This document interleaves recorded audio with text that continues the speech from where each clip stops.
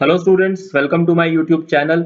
आज के लेक्चर में डिस्कस करेंगे असम फ्लड्स के बारे में और असम फ्लड से जो तबाही हुई है उसके बारे में। और एक इम्पॉर्टेंट चीज आज के लेक्चर में जो हम डिस्कस करने वाले हैं वो ये कि world heritage site Kaziranga national park के लिए असम फ्लड्स क्यों जरूरी हैं। अब तक असम फ्लड से कुल मिलाकर 87 मौतें और तकरीबन 25 लाख लोग डिस्प्लेस हो चुके हैं। सबसे ज्यादा जो इफेक्टेड डिस्ट्रिक्ट्स हैं उनकी लिस्ट यहाँ पर है। और असम फ्लड्स ब्रह्मपुत्र रिवर से आते हैं। ब्रह्मपुत्र रिवर असम को बीच में से डिवाइड करती है, दो हिस्सों में बांट देती है। ब्रह्मपुत्र रिवर ये असम के बीच में से निकलती है। और सबसे ज्यादा जो इम्पैक्टेड डिस्ट्रिक्ट्स और सिटीज हैं वो हैं डिब्रूगढ़, धुबरी, गोलपारा सिटीज और जोरहट एंड सोनितपुर डिस्ट्रिक्ट्स। उसके अलावा क्योंकि कोविड 19 पेंडेमिक की वजह से अब ये जो फ्लड सिचुएशन है वो और ज्यादा इंटेंस हो गई है।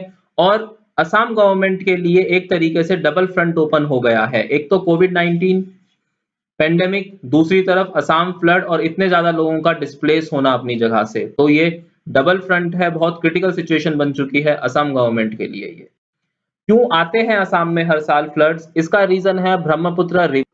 ब्रह्मपुत्र रिवर असम के बिल्कुल बीच में से निकलती है। एक साइड वो उसे मिलता है मेघालयन प्लेट्यूज और इधर होते हैं हिमालयन रेंजेस, जिसकी वजह से ब्रह्मपुत्र रिवर बहुत नैरो हो जाती है। और बारिश के दिनों में एक्सेस वाटर की वजह से और जो वो सिल्ट कैरी करती है all the way from Tibet, वो उसको डिस्प्लेस नहीं कर पाती है because of the narrow opening, जिसकी वजह से फ्लड्स आते हैं। वो सिल्ट, वो एक्सेस वाटर डिस्प्लेस नहीं हो पाता है, फैल नहीं पाता है, उसे फैलने की जगह नहीं मिलती है क्योंकि एक साइड हिमालयन रेंजेस हो गई और एक साइड मेघालयन प्लेट्यू हो गया। इसलिए ब्रह्मपुत्र रिवर हर साल फ्लड लेकर आती है असम में। और दूसरा कारण ये है जो रैपिड ह्यूमन डेवलपमेंट्स हो रहे हैं।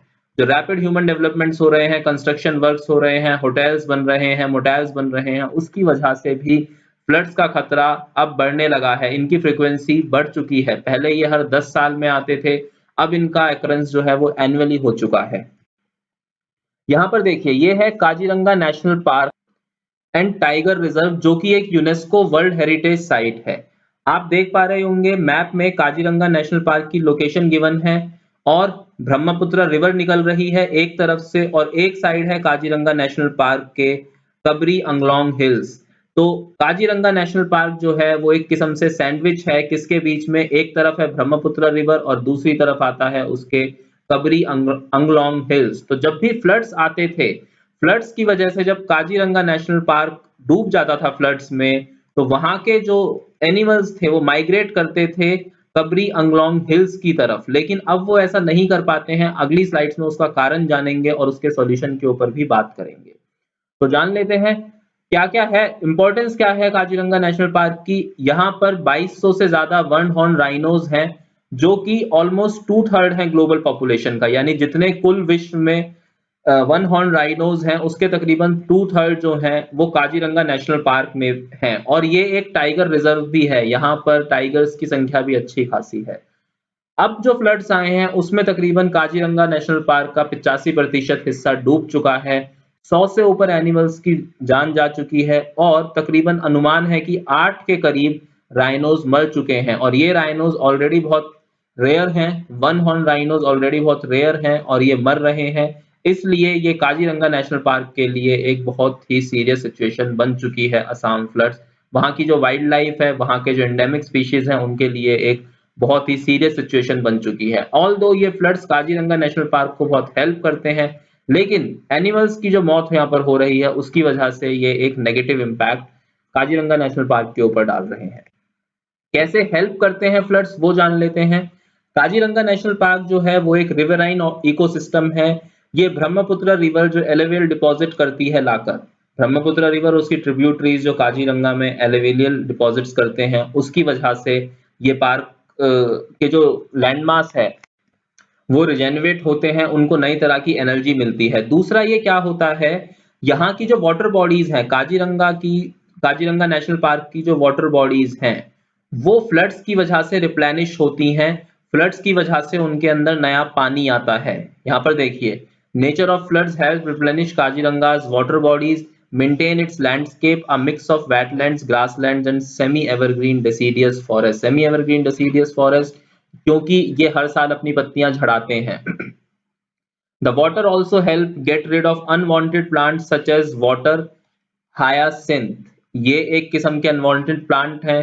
तो वो जो एक्सेस फ्लड वाटर होता है उसमें ये प्लांट्स बह जाते हैं, जिसकी वजह से पार्क को इनसे भी निजात मिल जाता है। लेकिन अभी प्रॉब्लम क्या हो रही है फ्लड्स की वजह से? फ्लड्स की वजह से हंड्रेड्स ऑफ एनिमल्स मर रहे हैं। वो क्यों मर रहे हैं? क्योंकि वो रिफ्यूज नहीं ले पा रहे हैं, वो माइग्रेट नहीं कर पा रहे हैं कबरी अंगलोंग हिल्स की तरफ।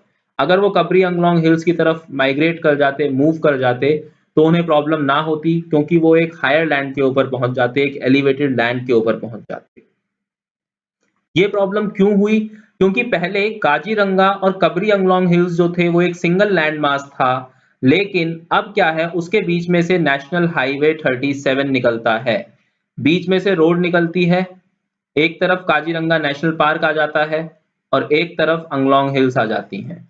इसकी वजह से क्या है, यहाँ से रनिंग ट्रैफिक है, तो जो एनिमल्स हैं वो इसको क्रॉस नहीं कर पाते हैं, और यहाँ पर जो कॉरिडोर्स बने हुए हैं उन पर भी ट्रैफिक जैम लग गया है, जिसकी वजह से एनिमल्स जो हैं वो इस नेशनल हाईवे को क्रॉस करके अंगलोंग हिल्स तक नहीं पहुंच पा रहे हैं। ऑल दो जो मेजर्स लिए गए उनमें ये था कि जैसे ही फ्लड्स आए तो वहां की जो अथॉरिटीज थी उन्होंने सेक्शन 144 इम्पोज कर दिया नेशनल हाईवे के ऊपर, हॉर्न्स प्रोहिबिट कर दिए, स्पीड लिमिट लगाई गई, बहुत से उन्होंने प्रिकॉशनरी मेजर्स लिए ताकि एनिमल्स को नुकसान ना पहुंचे, वो आसानी से यहाँ से निकल सकें और वो अंगलोंग हिल्स की तरफ पहुंच सकें। दूसरा क्या है, जो पेरीफेरी है, यानी कि जो बाहरी जो आउटर सर्कल जो है काजीरंगा नेशनल पार्क का, उसके सर्दर्न साइड्स पर बहुत सारे गांव हैं। तो जो एनिमल्स हैं उन्होंने इसकी पेरीफेरी की तरफ मूव करना शुरू करा, जिसकी वजह से कन्फ्रंट्रेशन बढ़ गया ह्यूमंस और एनिमल्स के बीच में। वो भी एक बहुत बड़ी समस्या हुई है इन फ्लड्स की वजह से। तो फ्लड्स काजीरंगा को रिप्लेनिश तो करते हैं, लेकिन वो वहां के एनिमल्स को नुकसान भी पहुंचाते हैं, उनकी वजह से वहां के एनिमल्स मरते भी हैं। दूसरे जो मिटिगेशन लेवल लिए गए हैं, मिटिगेशन मेजर्स जो लिए गए हैं, वो है हाईलैंड्स। हाईलैंड्स यानी कि पार्क के अंदर ही आर्टिफिशियल एलिवेटेड लैंडमास बना देना। लेकिन ये जो है वो फिजिबल नहीं है, क्योंकि इन लैंडमास को कंस्ट्रक्ट करने से पार्क का जो नेचुरल इकोसिस्टम है वो डिस्टर्ब होता है, वो बिगड़ता है और एनिमल्स को उससे नुकसान पहुंच सकता है। ये परमानेंट सॉल्यूशन नहीं है। दूसरा, ये भी सलाह दी गई है कि इनको पार्क के बीचों बीच ना बनाया जाए, इनको पार्क के पेरीफेरी पर बनाया जाए, यानी उसके आउटर जो बाउंड्री है वहां पर उसको बनाया जाए, उसको पार्क के बिल्कुल बीच में ना बनाया जाए। इनकी संख्या 33 नए बने थे ये 2016-17 के आसपास, और 111 कुछ पहले थे। तो ये भी कहा जा रहा है कि ये लैंड मास इनफ नहीं है जो कि वो सारे के सारे एनिमल्स को वहां पर एकोमोडेट कर सकें। ये जो एलिवेटेड लैंड मास हैं, जो हाईलैंड्स हैं, ये इतने इनफ नहीं है कि सारे एनिमल्स को ये वहां पर अकोमोडेट कर लें। और दूसरा क्या है, एनिमल्स नेचुरली इन हाईलैंड्स की तरफ नहीं जाते हैं, उनका जो नेचुरल इंस्टिंक्ट्स है वो इन हाईलैंड्स की तरफ मूव करने के लिए उन्हें इजाजत नहीं देता है। वो यूजुअली कबरी अंगलोंग की तरफ ही मूव करते हैं, कबरी अंगलोंग हिल्स पर ही वो एलिवेटेड प्लेटफॉर्म्स पर पहुंचकर वहीं पर सुरक्षित महसूस करते हैं। दूसरा, ये प्रपोज करा गया था कि वो जो 35 किलोमीटर का स्ट्रेच है नेशनल हाईवे 37 का, उसके ऊपर एक फ्लाईओवर बना दिया जाए। तो फ्लाईओवर बनाने से क्या होगा, जो पब्लिक है वो फ्लाईओवर के ऊपर से निकल जाएगी और एनिमल्स उसके नीचे से निकल जाएंगे। लेकिन 2019 में सुप्रीम कोर्ट ने काजीरंगा के आसपास सभी जगहों पर माइनिंग और कंस्ट्रक्शन वर्क पर रोक लगा दी थी। तो इस वजह से ये प्रोजेक्ट भी अंडर इम्प्लीमेंटेशन नहीं आ पाया है अभी तक, और अगर आ भी जाता है तो भी इसको बनने में बहुत समय लगेगा।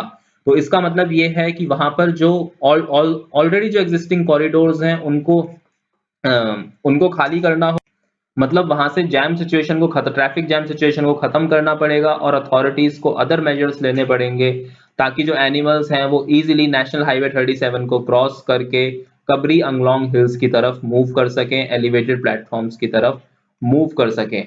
तो काजीरंगा हिल्स और असम फ्लड्स में बस इतना ही। आप लोगों को ये लेक्चर कैसा लगा, प्लीज लाइक करें, शेयर करें और सब्सक्राइब करें, और कमेंट सेक्शन में हमें मेंशन करके जरूर बताएं। बेल आइकन दबा दीजिएगा ताकि आपको हमारे चैनल्स के सारे अपडेट मिल सकें। और दूसरी चीज, आप अगर चाहें तो इस असम फ्लड्स और काजीरंगा नेशनल पार्क के ऊपर आर्टिकल लिखकर मुझे इस ईमेल आईडी पर भेज सकते हैं। मैं आपका आर्टिकल जरूर चेक करके आपको रिवर्ट करूंगा। Thanks for watching this lecture. Stay tuned with us.